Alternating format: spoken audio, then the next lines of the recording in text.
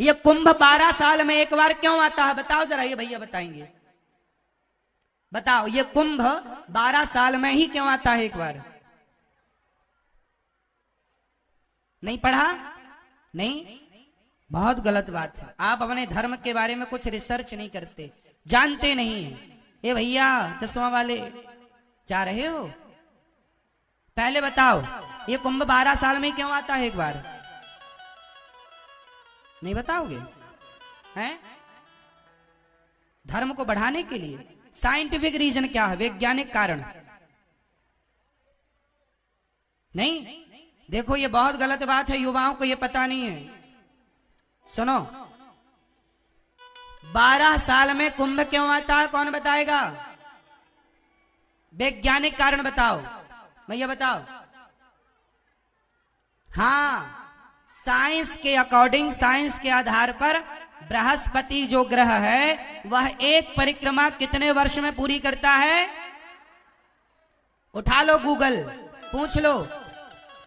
Google आज बता रहा है, वैज्ञानिक आज बता रहे हैं कि बृहस्पति का चक्कर 12 साल का है। हजारों साल पहले जब सैटेलाइट नहीं थी, नासा नहीं था, इसरो नहीं थी, जब कोई वैज्ञानिक तकनीक नहीं थी, तब हमारे ऋषि मुनि तब भी जानते थे कि बृहस्पति का एक परिक्रमा 12 वर्ष में पूरी होती है। उस परिक्रमा को पूरे होने पर यह महाकुंभ लगता है, यह महाकुंभ की स्थापना होती है।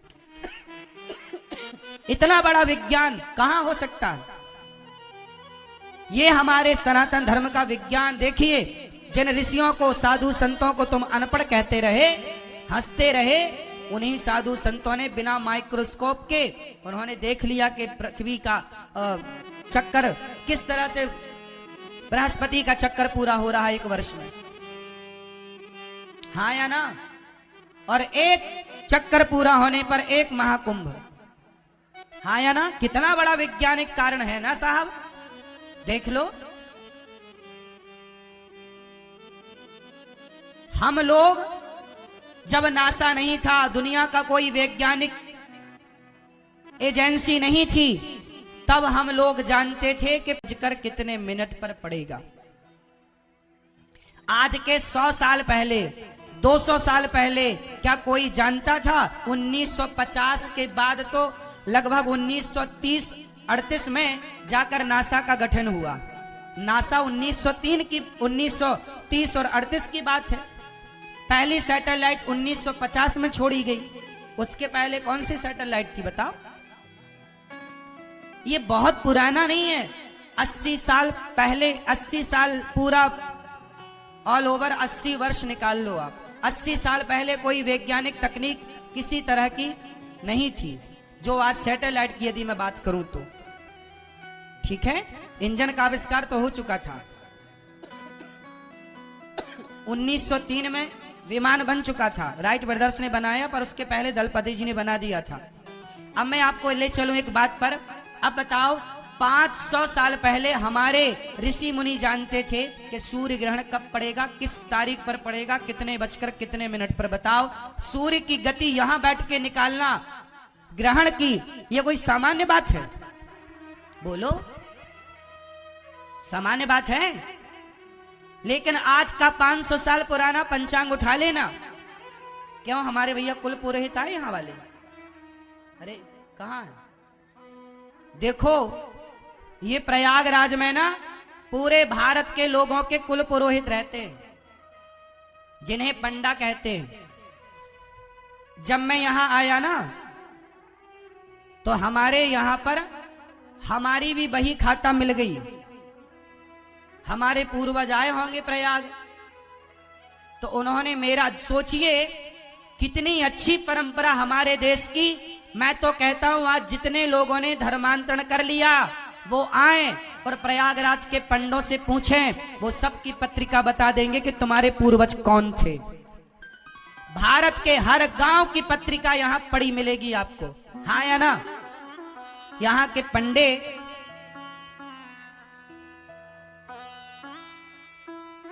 ये हमारे भैया श्री रामलाल बिहारी लाल जी, पंडित राजकुमार मिश्र जी, उदय मिश्र जी, विजय मिश्र जी,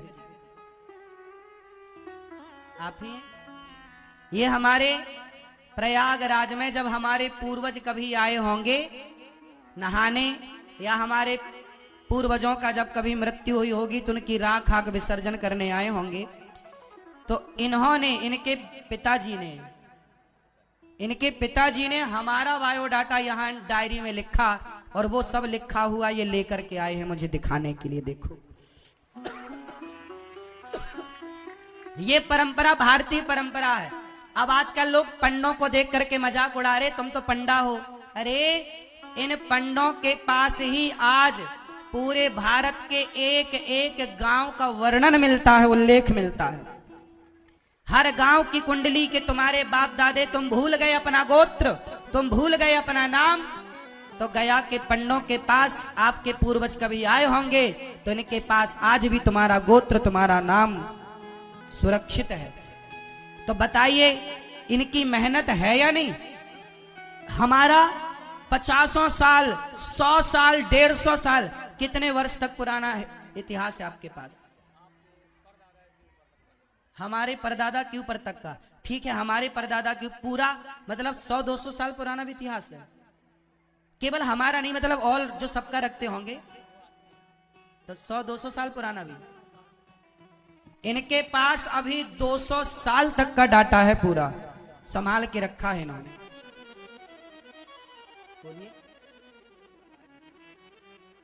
जो भी लोग प्रयाग में आते हैं उनके पूर्वज में आज से 100 साल, 150 साल से परंपरा चली आती है।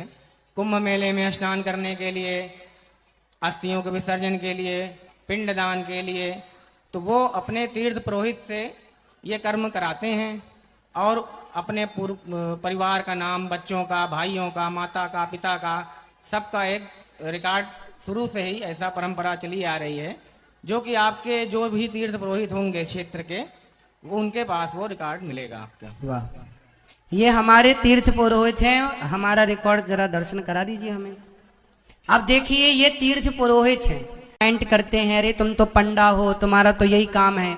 लेकिन उन पंडों ने, उन तीर्थ पुरोहितों ने, अब सोचिए पैसा देकर भी हम वो नहीं पा सकते जो इनके पास हमारे पुरखों का, पूर्वजों का रिकॉर्ड है। सोचिए, ये अनमोल चीज है।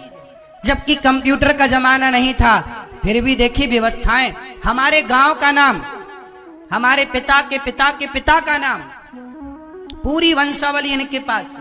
हम लोगों के पास नहीं इतनी बड़ी वंशावली। तो आप भी आए,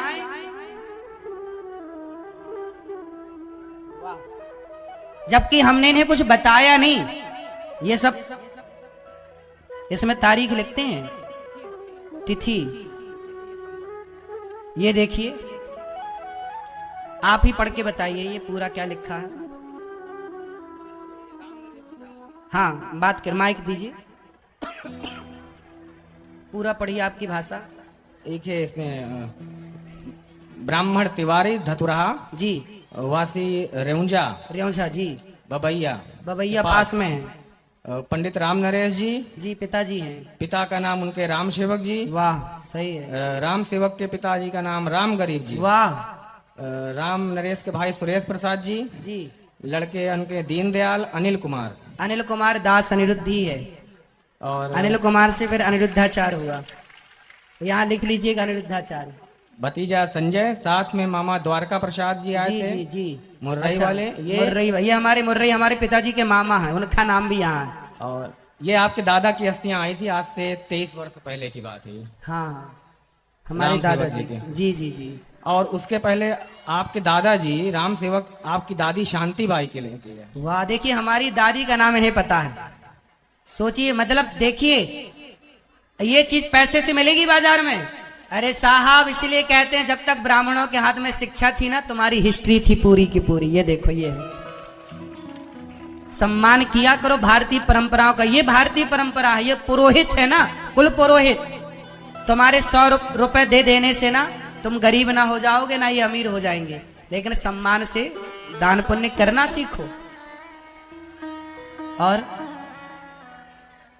और आपका एक परिवार, हाँ, सिमरिया में भी रहते हैं एक परिवार। देखो, ये पूरा हमारे पूरे पिताजी के पिताजी के पिताजी का भी नाम राम गरीब, हमारे राम गरीब जी के पुत्र हुए राम सेवक जी के पुत्र हुए हमारे पूज्य पिताजी श्री राम नरेश तिवारी, और पूज्य श्री राम नरेश तिवारी जी का पुत्र ये दास अनिरुद्ध अनिल कुमार तिवारी। देखिए हमारी पूरी वंशावली। हमारी दादी का नाम था शांति देवी। अच्छा, राम गरीब जी के पिताजी का भी नाम है शिवनाथ जी। हमारे राम गरीब जो हमारे दादाजी के पिताजी थे, उनके दादाजी का नाम था शिवनाथ। देखिए ये वंशावली, ये और ये आपके जितने पूर्वज यहाँ आए होंगे सबका रिकॉर्ड, सबके यहाँ पुरोहित होते हैं। अपने अपने पुरोहितों के पास जाना चाहिए, प्रणाम करना चाहिए, यथाशक्ति जो बने दो और फोटो खींच के ले जाओ ताकि आप बताओ। और ये याद रखो, देखो इन्होंने हमारा गोत्र तक लिखा कि यदि हम कभी भूल जाएं गोत्र तो ये बता दें कि भाई तुम्हारा गोत्र शांडिल्य गोत्र है। ये बात माइक ले जाओ।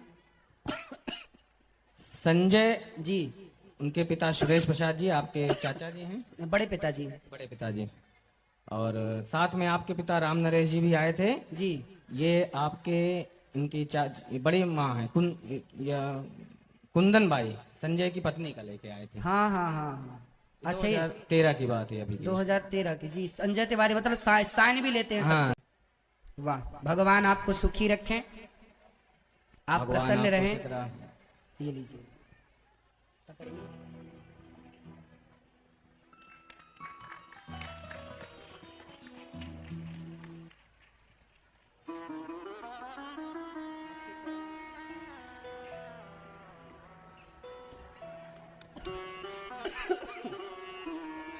आइए।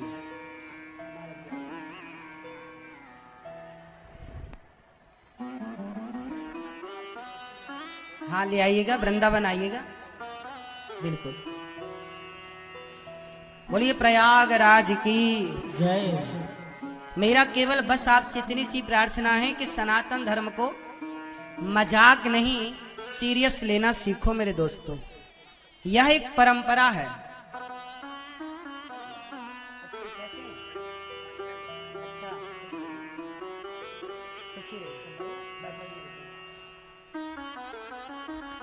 देखो ये अपने ये कागज पाथर सब कितने संभाल के रखते हैं, कितना चूहा से बचाना होता होगा, कितना सब देख रेख भी। तो दोस्तों यदि हमारी वीडियो पसंद आई हो सबसे पहले हमारी वीडियो को लाइक करें, चैनल को सब्सक्राइब करें और बेल आइकन को दबाएं ताकि हमारी वीडियो सबसे पहले आप तक पहुंचे। Thanks for watching.